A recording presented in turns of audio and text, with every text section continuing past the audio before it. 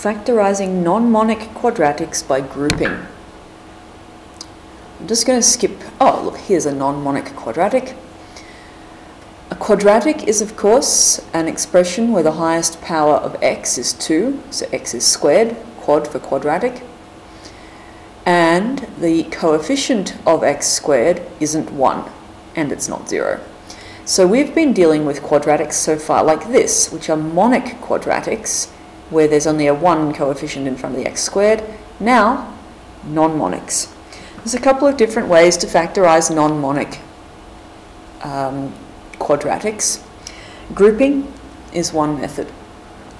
This is just going to show you how to follow the method, not why the method works. I will do another video of why the method works. You're welcome to check that out. We will need to do a review of factorizing by grouping. We can factorize by grouping when I've got 4 terms in my expression and I don't have a highest common factor that I can take out. So there's no common factor between these 4, but if I group them into pairs, sometimes you'll need to rearrange, but usually it's fine, and factorize each pair, what I will discover in these questions is this. Factorize 4x squared minus 10x, that would be 2x is our HCF, outside of 2x minus 5.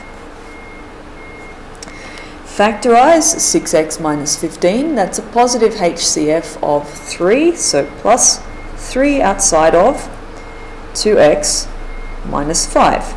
What you'll find is that the brackets that we get when we factorize each pair are the same. If they work out not the same, chances are you've done something wrong in factorizing one or both pairs.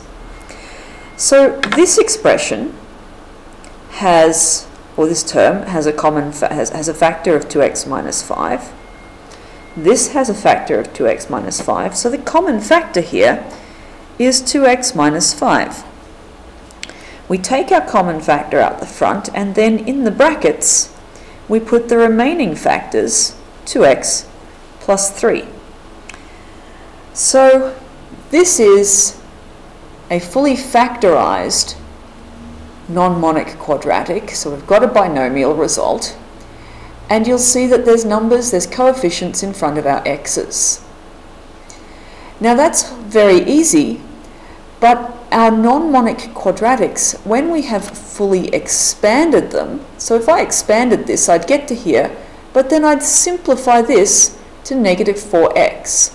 So I wouldn't be able to group it in pairs anymore.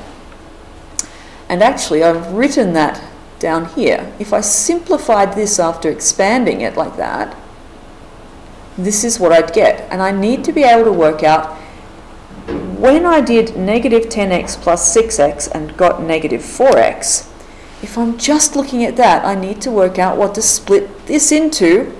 So I've got 4 terms, so I can factorize by grouping in pairs. So we have to be able to factorize a non-monic, and we say that it's in the form ax squared plus bx plus c, where a, b, and c are numbers.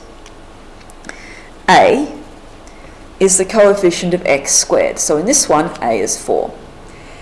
B is the coefficient of x, so in this one it's negative 4.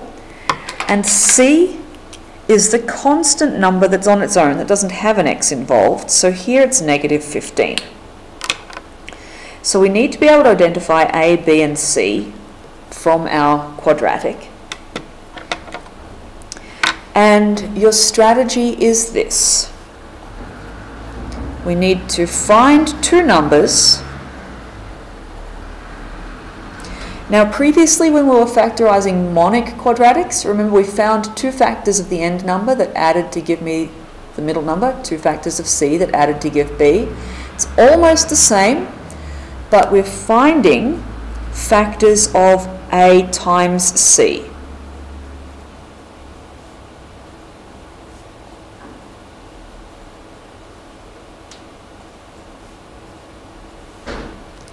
So 2 numbers that are factors of a times c. So these 2 numbers multiply to give AC.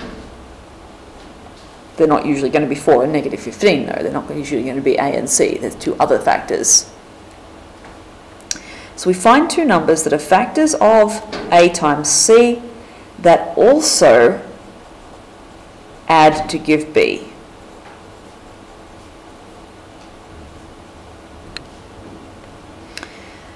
We split our bx, this term here, using those two numbers and factorize by grouping. I'll show you how.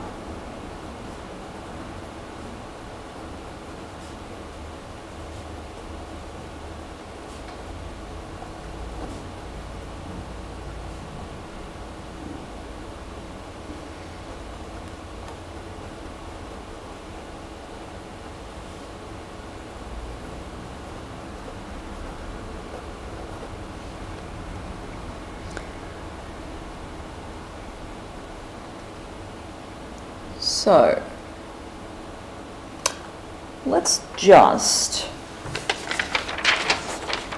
follow these steps for this one.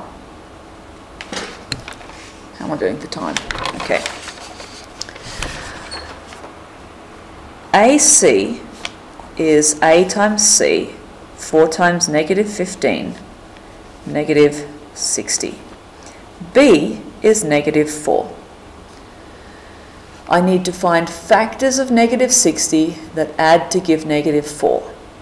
Now you don't need to write all your pairs of factors down. I'm just going to do this at the moment because now it could be negative 60 and 1, or it could be 60 times negative 1. You know, it gets a little bit complicated. 60 and 1 even, it's way off. That's nowhere near giving me 4. We've got to add or subtract to 4.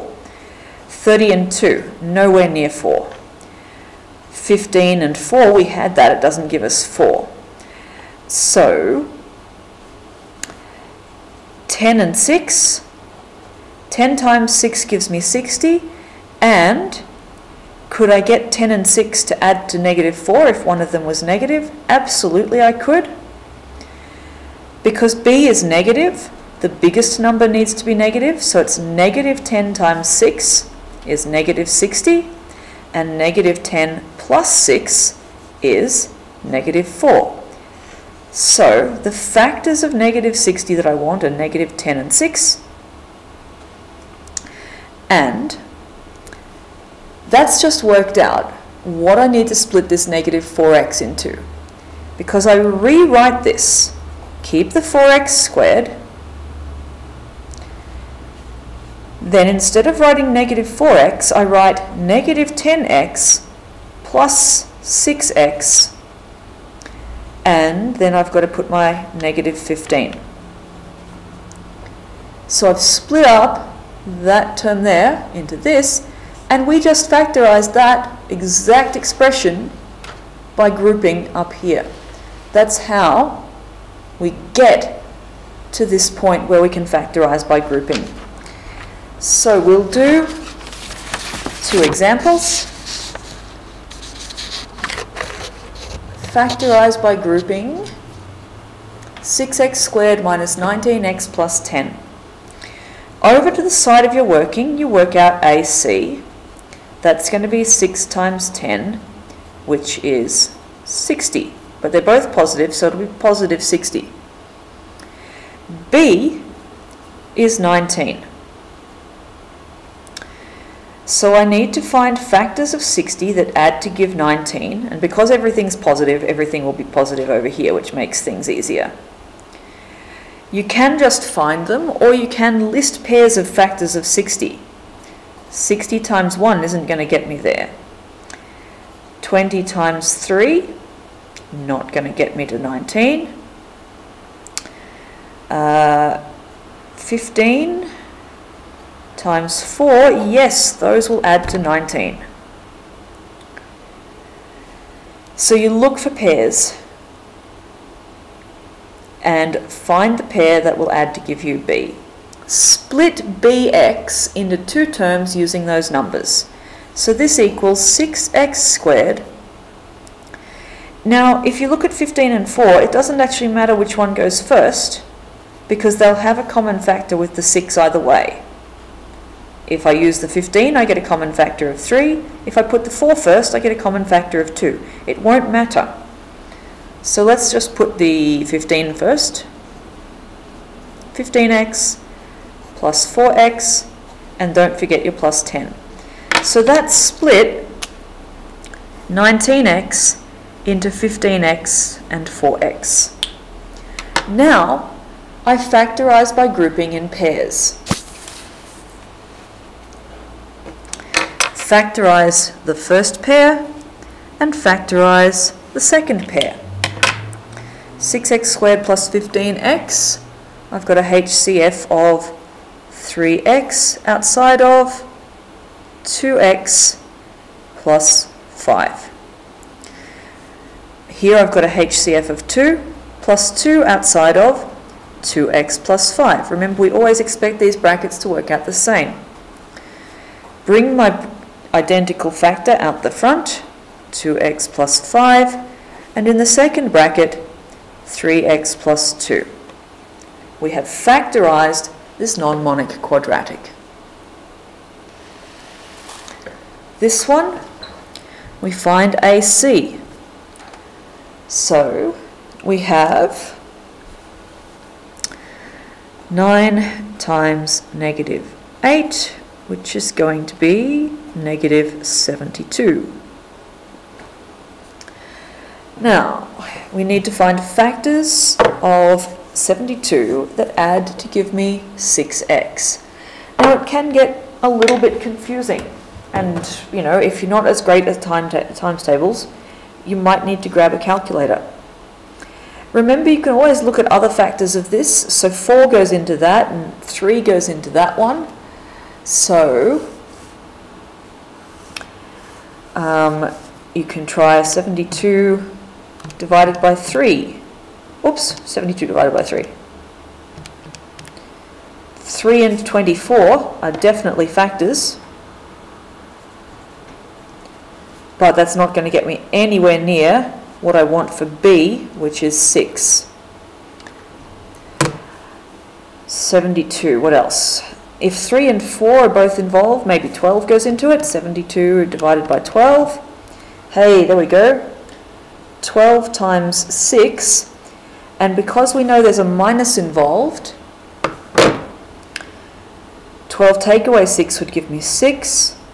So this pair is going to work. So it's often just a case of working through the sensible factors. And you need to work out which one's going to be negative. 6x ends up positive, which says the biggest one has to be positive. So it's going to be 12 and negative 6. Split up the middle term. So I've got 9x squared minus 12, oops, plus 12x minus 6x minus 8. So these two numbers are used to split that up. Factorize by grouping in pairs. This has a HCF of 3x outside of 3x plus 4. This has a negative common factor of minus 2 outside of, and see how it's the same again, 3x plus 4. Take your bracket out the front, 3x plus 4 outside of 3x minus 2. We've factorized. So if you follow those steps, especially showing a little bit of working to the side so you can follow your reasoning, you should be okay.